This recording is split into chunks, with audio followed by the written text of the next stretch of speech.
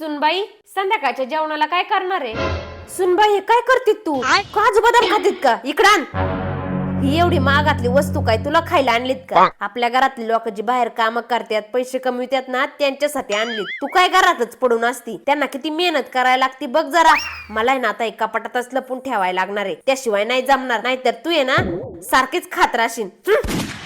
और अभी तो रुको क्लाइमॅक्स अभी सुनबाई यात दूध होतं ना ग? अहो सासूबाई थोडंसंच दूध राहिलं होतं मग मी ते पिऊन टाकलं. अगं ते तुझ्यासाठी नव्हतं आणलं. पिंकी तिकडे कॉलेजला जाते, तिला डोकं चालवायला लागत, तिच्यासाठी आणलं होतं दूध.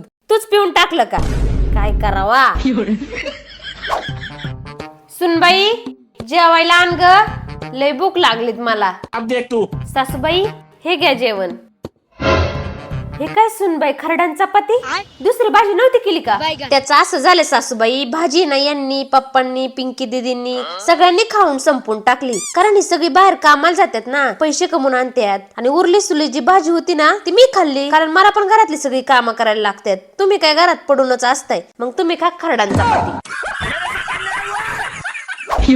यांना असं वाटतं बाहेर जाणारे लोक काम करतात, घरात राहणारे लोक बसून खातात.